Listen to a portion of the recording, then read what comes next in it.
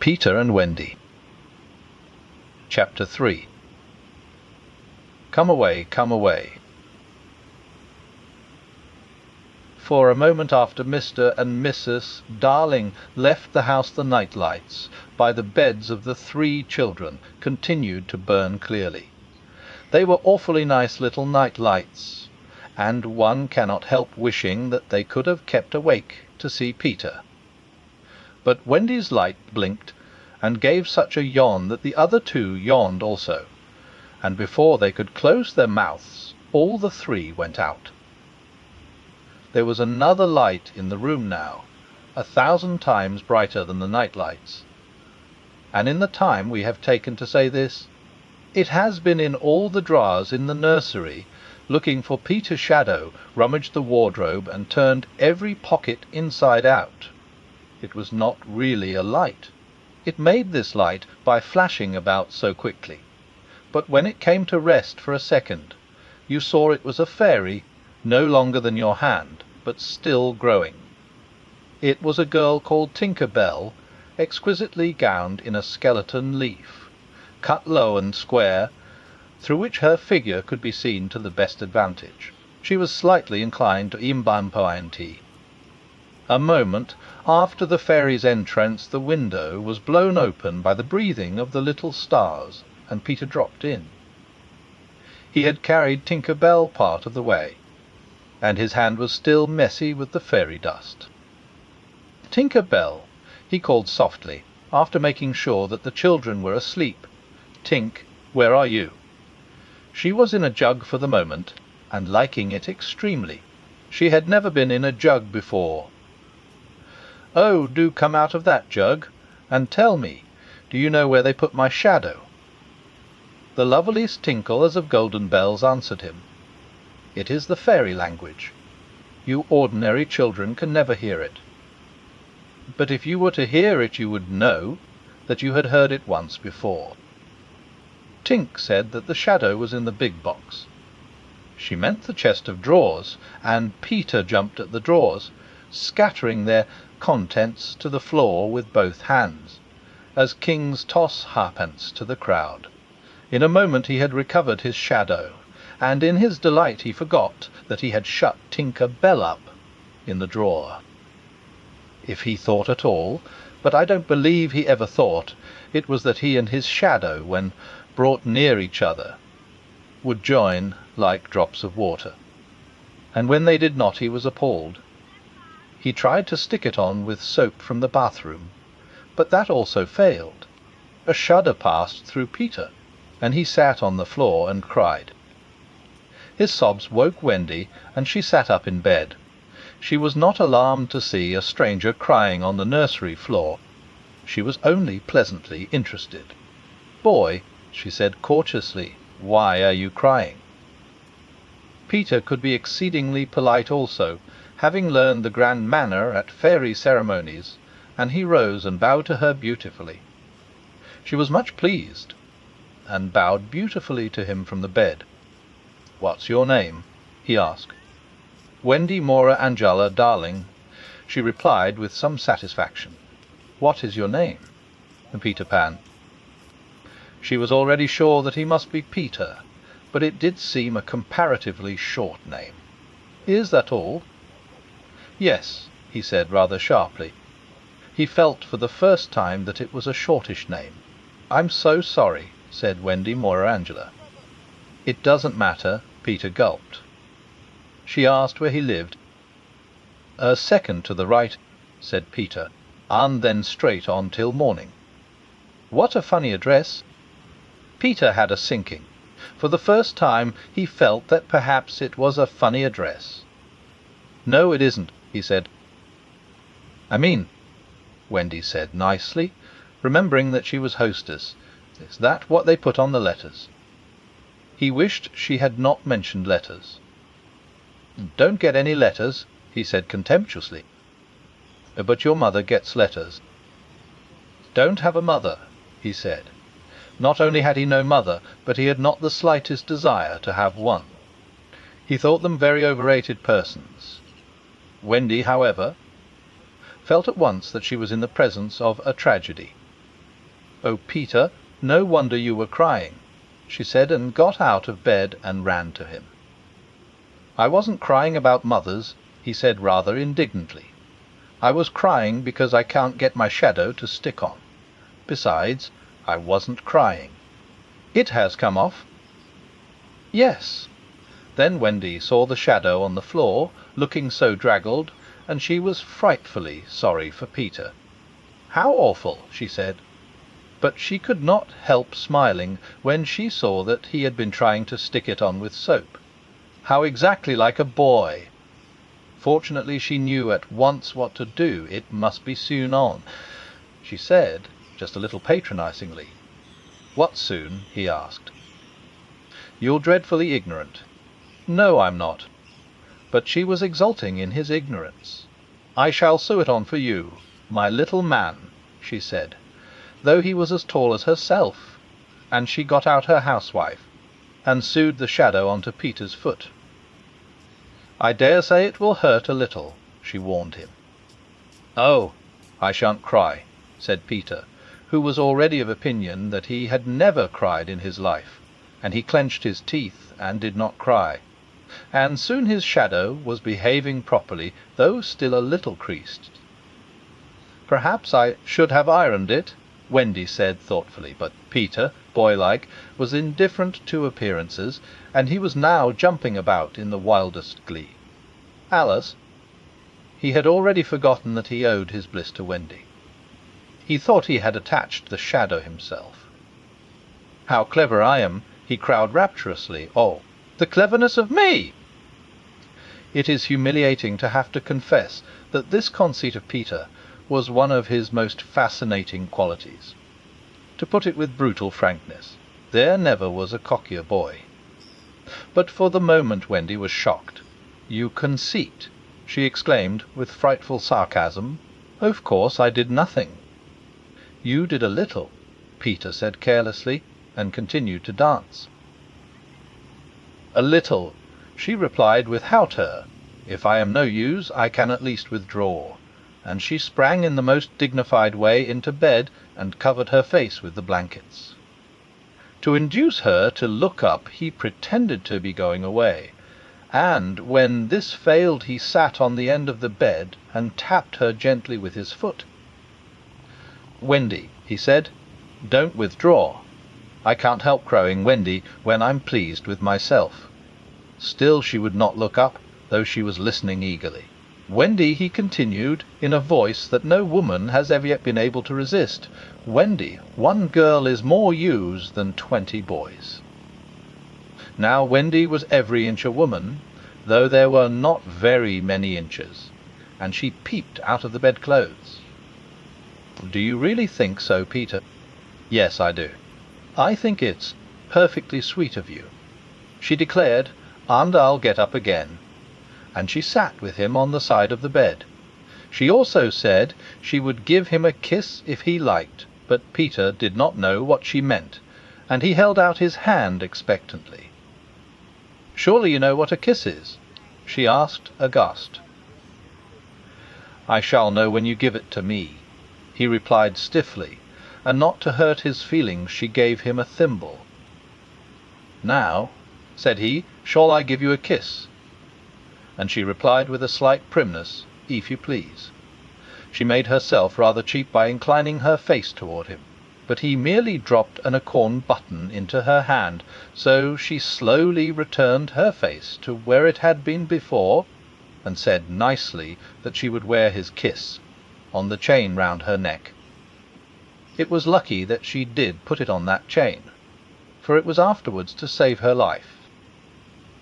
When people in our set are introduced, it is customary for them to ask each other's age, and so Wendy, who always liked to do the correct thing, asked Peter how old he was. It was not really a happy question to ask him. It was like an examination paper that asks grammar, when what you want to be asked is Kings of England. "I don't know," he replied uneasily, "but I am quite young." He really knew nothing about it. He had merely suspicions, but he said at a venture, "Wendy. I ran away the day I was born." Wendy was quite surprised. but interested, and she indicated in the charming drawing-room manner, by a touch on her nightgown, that he could sit nearer her. It was because I heard father and mother, he explained in a low voice, talking about what I was to be when I became a man. He was extraordinarily agitated now. "I don't want ever to be a man," he said with passion. "I want always to be a little boy and to have fun. So I ran away to Kensington Gardens and lived a long, long time among the fairies." She gave him a look of the most intense admiration, and he thought it was because he had run away.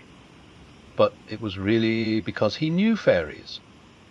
Wendy had lived such a home life that to know fairies struck her as quite delightful. She poured out questions about them, to his surprise, for they were rather a nuisance to him, getting in his way and so on, and indeed he sometimes had to give them a hiding. Still, he liked them on the whole, and he told her about the beginning of fairies. "You see, Wendy, when the first baby laughed for the first time, its laugh broke into 1,000 pieces, and they all went skipping about. And that was the beginning of fairies." Tedious talk this, but being a stay-at-home she liked it. "And so," he went on good-naturedly, "there ought to be one fairy for every boy and girl. Ought to be, isn't there?" "No. You see children know such a lot now. They soon don't believe in fairies, and every time a child says, 'I don't believe in fairies,' there is a fairy somewhere that falls down dead." Really, he thought they had now talked enough about fairies, and it struck him that Tinker Bell was keeping very quiet. "Can't think where she has gone to," he said, rising, and he called Tink by name. Wendy's heart went flutter with a sudden thrill. "Peter," she cried, clutching him, "I don't mean to tell me that there is a fairy in this room." "She was here just now," he said a little impatiently. "You don't hear her, do you?" And they both listened. "The only sound I hear," said Wendy, "is like a tinkle of bells." "Well, that's Tink, that's the fairy language. I think I hear her too." The sound came from the chest of drawers, and Peter made a merry face. No one could ever look quite so merry as Peter, and the loveliest of gurgles was his laugh. He had his first laugh still. "Wendy," he whispered gleefully, "I do believe I shut her up in the drawer." He let poor Tink out of the drawer, and she flew about the nursery screaming with fury. "You shouldn't say such things," Peter retorted. "Of course I'm very sorry, but how could I know you were in the drawer?" Wendy was not listening to him. "Oh, Peter," she cried, "if she would only stand still and let me see her!" "They hardly ever stand still," he said, but for one moment Wendy saw the romantic figure come to rest on the cuckoo clock. "Oh, the lovely!" she cried, though Tink's face was still distorted with passion. "Tink," said Peter amiably, "this lady says she wishes you were her fairy." Tinker Bell answered insolently. "What does she say, Peter?" He had to translate. "She is not very polite. She says you are a great ugly girl, and that she is my fairy." He tried to argue with Tink. "You know you can't be my fairy, Tink, because I am a gentleman and you are a lady." To this Tink replied in these words, "You silly ass," and disappeared into the bathroom. "She is quite a common fairy." Peter explained apologetically that she is called Tinker Bell because she mends the pots and kettles. They were together in the armchair by this time, and Wendy plied him with more questions. "If you don't live in Kensington Gardens now?" "Sometimes I do still." But where do you live mostly now?" "With the lost boys." "Who are they?" "They are the children who fall out of their perambulators when the nurse is looking the other way. If they are not claimed in 7 days, they are sent far away to the Neverland to defray expenses. I'm captain. What fun it must be!" "Yes," said cunning Peter, "but we are rather lonely. You see, we have no female companionship." "And none of the others girls." "Oh, no. Girls, you know, are much too clever to fall out of their prams." This flattered Wendy immensely. "I think," she said, "it is perfectly lovely the way you talk about girls. John there just despises us." For reply Peter rose and kicked John out of bed, blankets and all, one kick. This seemed to Wendy rather forward for a first meeting, and she told him with spirit that he was not captain in her house. However, John continued to sleep so placidly on the floor that she allowed him to remain there. "And I know you meant to be kind," she said, relenting, "so you may give me a kiss." For the moment she had forgotten his ignorance about kisses. "I thought you would want it back," he said a little bitterly, and offered to return her the thimble. "Oh dear," said the nice Wendy, "you don't mean a kiss. I mean a thimble. What's that? It's like this." She kissed him. "Funny," said Peter gravely. "No, shall I give you a thimble?" "If you wish to," said Wendy, keeping her head erect this time. Peter thimbled her, and almost immediately she screeched. "What is it, Wendy?" It was exactly as if someone were pulling my hair. That must have been Tink. I never knew her so naughty before. And indeed Tink was darting about again, using offensive language. "She says she will do that to you, Wendy, every time I give you a thimble." "But why?" "Why, Tink?" Again Tink replied, "You silly ass." Peter could not understand why, but Wendy understood. And she was just slightly disappointed when he admitted that he came to the nursery window not to see her, but to listen to stories. "You see, I don't know any stories. None of the Lost Boys know any stories." "How perfectly awful," Wendy said. "The do you know?" Peter asked. "Why swallows build in the eaves of houses? It is to listen to the stories. Oh, Wendy, your mother was telling you such a lovely story." "Which story was it?" "About the prince who couldn't find the lady who wore the glass slipper." "Peter," said Wendy excitedly, "that was Cinderella, and he found her, and they lived happy ever after." Peter was so glad that he rose from the floor, where they had been sitting, and hurried to the window. "Where are you going?" she cried with misgiving. "To tell the other boys." "Don't go, Peter," she entreated. "I know such lots of stories." Those were her precise words, so there can be no denying that it was she who first tempted him. He came back, and there was a greedy look in his eyes now which ought to have alarmed her, but did not. "Oh, the stories I could tell to the boys!" she cried, and then Peter gripped her and began to draw her toward the window. "Let me go," she ordered him. "Wendy, do come with me and tell the other boys." Of course she was very pleased to be asked, but she said, "Oh dear, I can't. Think of Mummy. Besides, I can't fly." "I'll teach you." "Oh, how lovely to fly."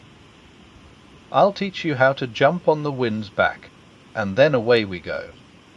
"Oh," she exclaimed rapturously. "Wendy, Wendy, when you are sleeping in your silly bed, you might be flying about with me, saying funny things to the stars." "Oh!" "And, Wendy, there are mermaids. Mermaids with tails. Such long tails." "Oh," cried Wendy, "to see a mermaid."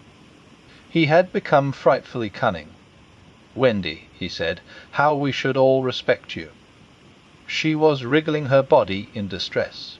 It was quite as if she were trying to remain on the nursery floor. But he had no pity for her. "Wendy," he said, "the sly one, you could tuck us in at night." "Oh!"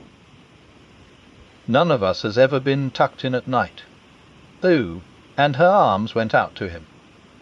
"And you could darn our clothes and make pockets for us." "None of us has any pockets." How could she resist? Of course it's awfully fascinating. She cried. The Peter, would you teach John and Michael to fly too? If you like, he said indifferently, and she ran to John and Michael and shook them. Wake up, she cried. Peter Pan has come, and he is to teach us to fly. John rubbed his eyes. Then I shall get up, he said. Of course he was on the floor already. Hallo, he said, I am up. Michael was up by this time also, looking as sharp as a knife, with 6 blades and a saw, but Peter suddenly signed silence. Their faces assumed the awful craftiness of children listening for sounds from the grown-up world. All was as still as salt. Then everything was right. No, stop! Everything was wrong. Nana, who had been barking distressfully all the evening, was quiet now. It was her silence they had heard. Out with the light! Hide! Quick! Cried John, taking command for the only time throughout the whole adventure. And thus when Lisa entered, holding Nana. The nursery seemed quite its old self, very dark, and you could have sworn you heard its 3 wee 8 inmates breathing angelically as they slept. They were really doing it artfully from behind the window curtains.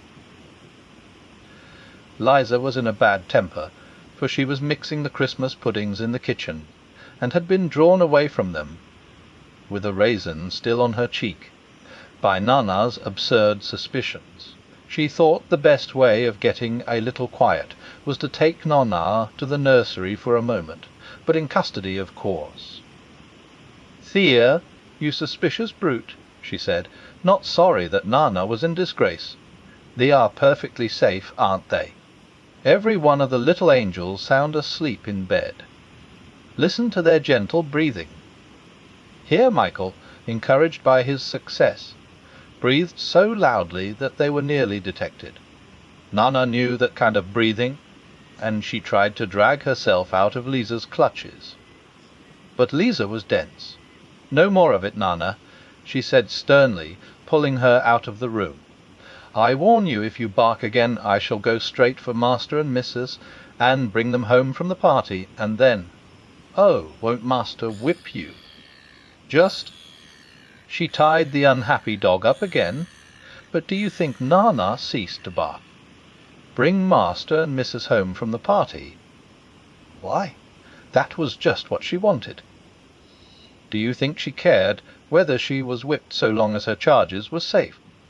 Unfortunately, Lisa returned to her puddings, and Nana, seeing that no help would come from her, strained and strained at the chain until at last she broke it.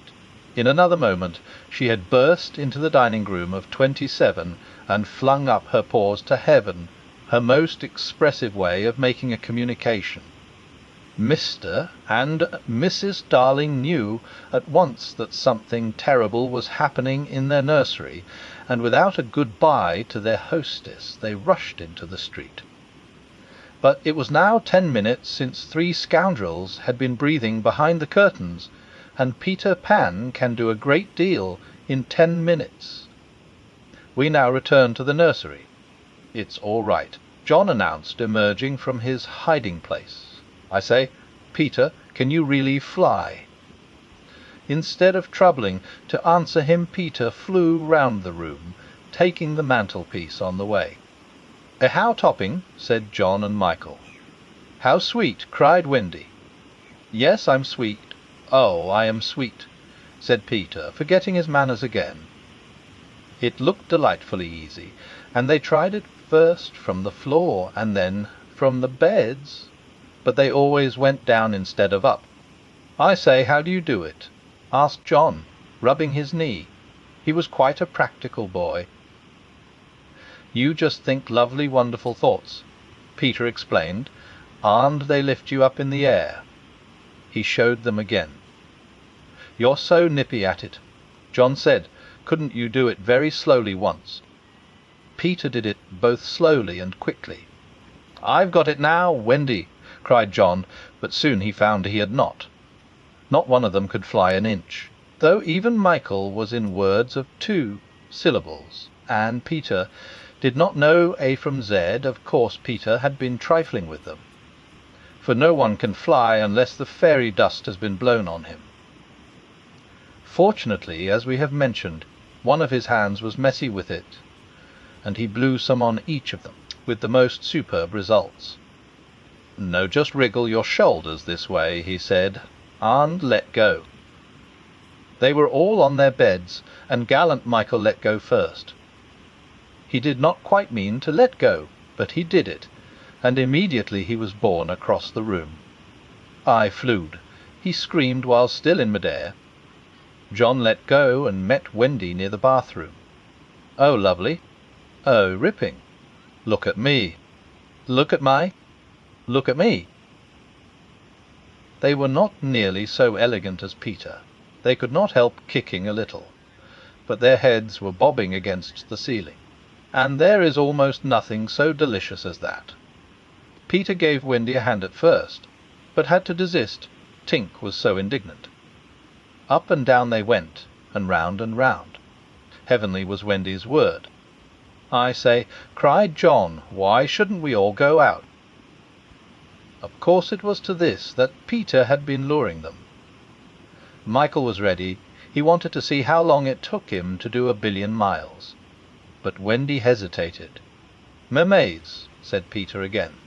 "Oh, and there are pirates." "Pirates," cried John, seizing his Sunday hat. "Let us go at once." It was just at this moment that Mr. and Mrs. Darling hurried with Nana out of 27. They ran into the middle of the street to look up at the nursery window. And, yes, it was still shut, but the room was ablaze with light, and most heart-gripping sight of all. They could see in shadow on the curtain 3 little figures in night attire circling round and round, not on the floor, but in the air. Not 3 figures, 4. In a tremble they opened the street door. Mr. Darling would have rushed upstairs, but Mrs. Darling signed to him to go softly. She even tried to make her heart go softly. Will they reach the nursery in time? If so, how delightful for them, and we shall all breathe a sigh of relief, but there will be no story. On the other hand, if they are not in time, I solemnly promise that it will all come right in the end. They would have reached the nursery in time had it not been that the little stars were watching them. Once again the stars blew the window open, and that smallest star of all called out to our cave, "Peter!" Then Peter knew that there was not a moment to lose. "Come," he cried imperiously, and soared out at once into the night, followed by John and Michael and Wendy. Mr. and Mrs. Darling and Nana rushed into the nursery too late. The birds were flown.